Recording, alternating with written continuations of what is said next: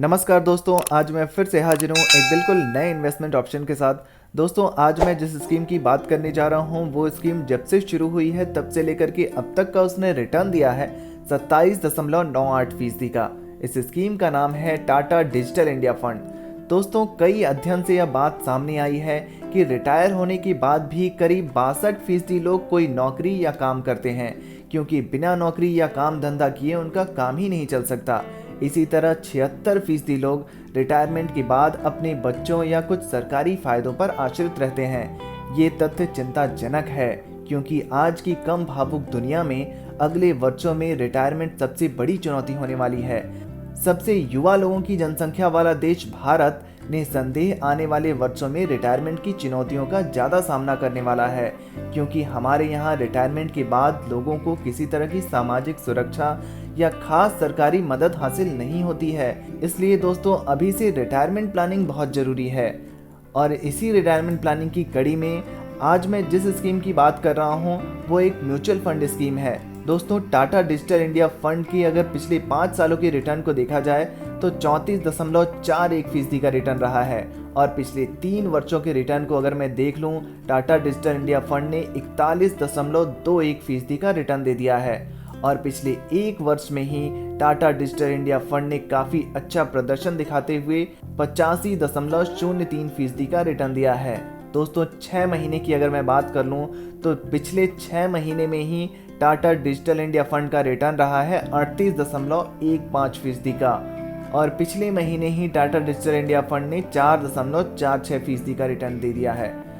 दोस्तों, आज के इस वीडियो में हम ये समझने का प्रयास करेंगे कि अगर हम टाटा डिजिटल इंडिया फंड के माध्यम से रिटायरमेंट प्लानिंग करते हुए एक बड़ा फंड तैयार करना चाहते हैं तो हमें कितने रुपए इन्वेस्ट करने होंगे और कितने सालों में कितने रुपए बन सकते हैं।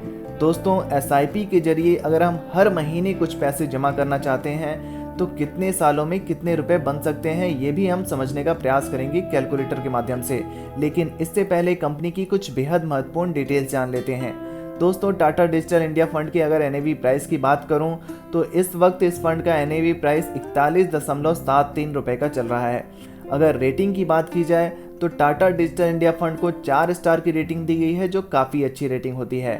अगर आप SIP के जरिए यानी हर महीने कुछ पैसे निवेश करना चाहते हैं तो मात्र 150 रुपये से शुरुआत कर सकते हैं। और अगर आप लमसम यानी एक साथ एक मुश्त पैसे निवेश करना चाहते हैं तो आपको कम से कम 5,000 रुपये निवेश करने होंगे।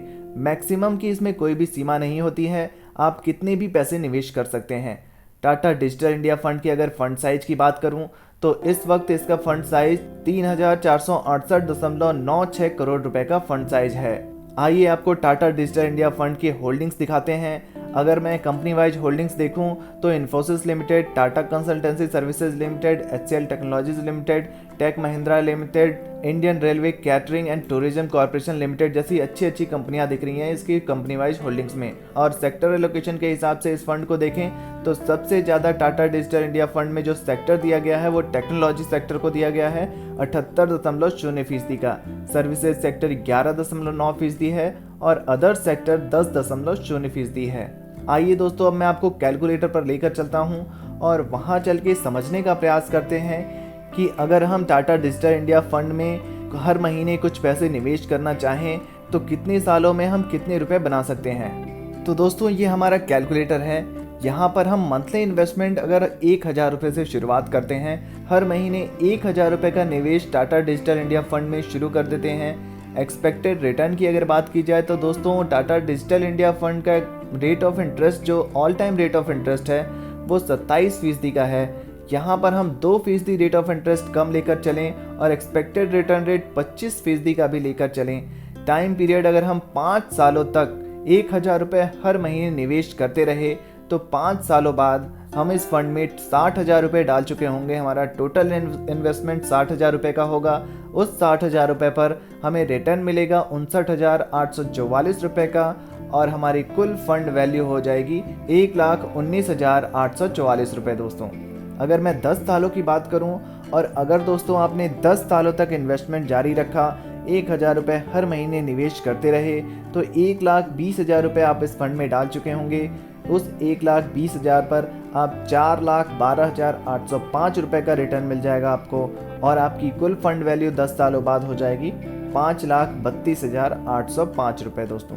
अगर मैं 15 सालों की बात करूं तो दोस्तों अगर आपने 15 सालों तक 1,000 रुपये हर महीने का निवेश करते रहे तो 15 सालों बाद आपको 1,80,000 तो आप इस फंड में इन्वेस्ट कर चुके होंगे और उस 1,80,000 पर 25% एक्सपेक्टेड रिटर्न रेट के हिसाब से 17,75,785 रुपये का आपको रिटर्न मिल जाएगा और आपकी कुल फंड वैल्यू हो जाएगी 19,55,785 रुपये दोस्तों।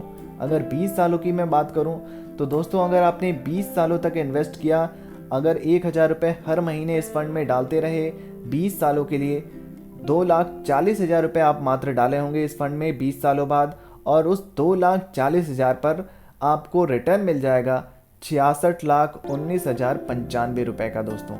और उस फंड की वैल्यू हो जाएगी आपकी टोटल फंड की, वो हो जाएगी 68,59,095 रुपये दोस्तों। अगर मैं 25 सालों की बात कर लूँ और अगर आपने 25 सालों तक इन्वेस्ट किया 1,000 रुपये हर महीने, क्योंकि आप रिटायरमेंट प्लानिंग के हिसाब से इन्वेस्ट कर रहे हैं तो आपको लंबी समय अवधि के लिए निवेश करना ही होगा। अगर आपने 25 सालों तक इन्वेस्ट किया तो 3 लाख रुपए आप इन्वेस्ट कर चुके होंगे और उस 3 लाख रुपए पर आपको 2,34,54,942 रुपये का रिटर्न मिलेगा और आपकी कुल फंड वैल्यू हो जाएगी 25 सालों बाद 2,37,54,942 रुपये दोस्तों। और अगर आपकी उम्र सिर्फ 30 वर्ष है और आपने आज से ही इन्वेस्टमेंट शुरू कर दी तो जब तक आपकी उम्र 60 साल की हो जाएगी 1,000 रुपये का निवेश अगर आपने हर महीने आज 30 वर्ष की उम्र में शुरुआत कर दी तो 30 सालों बाद आप 3,60,000 रुपये इस फंड में डाल चुके होंगे और आपकी कुल फंड वैल्यू हो जाएगी 30 सालों बाद 8,16,14,715 रुपये और आपकी कुल फंड वैल्यू जो होगी आपके पास वो होगी 8,19,74,715 रुपये दोस्तों। तो देखा दोस्तों कैसे आपने मात्र 1,000 रुपये हर महीने के इन्वेस्टमेंट से आप एक रिटायरमेंट प्लानिंग के हिसाब से अगर आप सोच रहे हैं तो आप एक बड़ा फंड तैयार कर सकते हैं। अगर आपकी उम्र 30 वर्ष है तो 30 सालों बाद आप 8,19,74,715 रुपये बना सकते हैं। यहाँ पर हम आपको टाटा डिजिटल इंडिया फंड की कुछ अन्य डिटेल्स की जानकारी देना चाहेंगे। एक्सपेंस रेशियो 0.50% देना होता है। एग्जिट लोड इस फंड का 0.25% का होता है। अगर आप 30 दिन के भीतर रिडीम करते हैं तो स्टैम्प ड्यूटी आपको 0.005% देना होता है। दोस्तों टाटा डिजिटल इंडिया फंड की ये जानकारी कैसी लगी कमेंट बॉक्स में ज़रूर लिखिए। वीडियो पसंद आई है तो वीडियो को लाइक और शेयर ज़रूर करें और ऐसे ही नए नए इन्वेस्टमेंट ऑप्शन के लिए हमारे इस चैनल को सब्सक्राइब करना बिल्कुल ना भूलें। धन्यवाद।